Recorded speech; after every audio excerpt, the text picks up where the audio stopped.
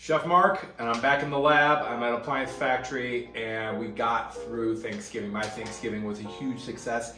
I'd like to thank my friends and family who helped with the food, the planning, the shopping, the cleanup. One of the best parts of being the cook, in my house at least, is I don't have to do the cleanup. So I really appreciate that. Thanks everyone. Now, this is a tradition of mine, and it really helps make sure that my holidays go smoothly. I got my shopping list right here.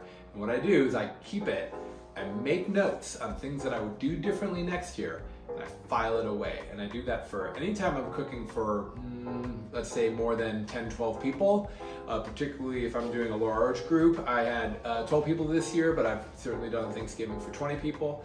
The idea being that is I can pull this back out next year and take a look and see what was successful or not. So my cranberry sauce was, I did like ginger cranberry, fresh cranberries, orange.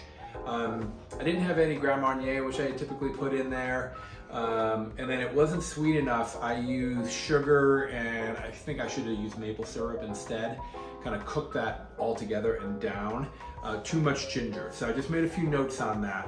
I don't really use recipes. I just kind of cook based on my experience, but I've just made a couple notes that I want to make those changes. My turkey. Now, I always talk about having your turkey ready to go the night before. So that means that I have it brined. I like to cover it in thyme and truffle butter.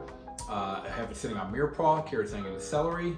I have it sitting in my roasting pan, and it's in the fridge. In the morning, I pull it out of the fridge, let it start to get up in temperature while I'm preheating my oven, and then in it goes. I don't mess with the turkey the day of Thanksgiving, because we're busy. Got a lot of people coming over. So the turkey went really well, with the exception of I under-seasoned it. Didn't have enough salt. I think that when I did the brine, I could have added a little bit more salt to the brine, or maybe brine it a little bit longer. The bird was a little bigger than I'm used to, so maybe that's part of it. So I just made a note of that. Now I talked to a friend of mine who gave me a call. She was doing turkey breasts, and she waited till the morning to butter them, mirepoix, got them in the oven. Ended up having to turn her oven up to 400 degrees to get them to cook in the time that dinner was expected. And of course, they unfortunately overcooked for her because her oven was so hot.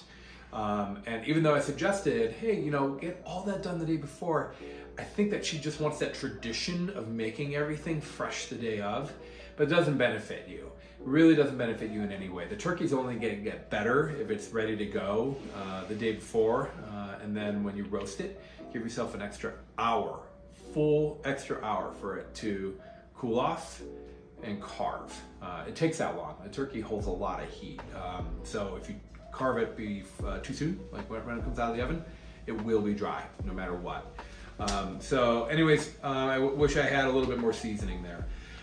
This year I did shrimp cocktail, and I normally poach the shrimp, make cocktail sauce, all that kind of stuff. And this year I just bought pre-cooked shrimp, made sure they were thoroughly thawed, nice and dry, bought cocktail sauce, cut up some lemons. You know what? Big hit. No one said a thing. No one said, hey, why didn't you make the shrimp cocktail? Well, I didn't have to. And so I'm gonna make a note here that I'm gonna save myself a little bit of time and effort just by buying cooked shrimp again for Thanksgiving. And then that time that I saved, I actually made an extra pie. So I usually make apple and pumpkin pie, but this year I also made a chocolate truffle tart, which is my signature dessert. And you know what, big hit, that one went out first. Everybody ate that. We had some whipped cream with that, and I made some berry sauce. So the time that I saved on the shrimp cocktail, I put in the desserts. I also have a list here of things that people brought. I'm not gonna tell anybody, but what I liked they brought and not, and then I know next year I could say, hey, John, we loved your Parker House rolls. Can you bring those again? And then Sally, your crispy green bean casserole. It was great. Thank you very much. But could you bring maybe a salad instead? That way I can kind of have a little bit more control of the entire menu. So it's kind of a pro tip. I don't want to hurt anybody's feelings, but I also want to make sure that the food is comprehensive. The entire menu works for kind of what we have in mind. So just a few tips. Now we have Thanksgiving and Christmas and New Year's coming up, some other big holidays. So it's not a bad idea to start working on those now. Grocery list, make sure you write your grocery list in order of the grocery store. that you get your freezer cleared out before then.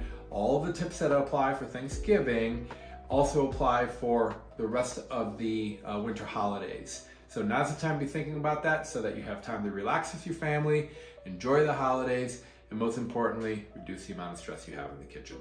This is Chef Mark with a few pro tips on how to make the rest of the holidays go smoothly based on what you learned from Thanksgiving. Thanks for tuning in. Make sure you like and subscribe.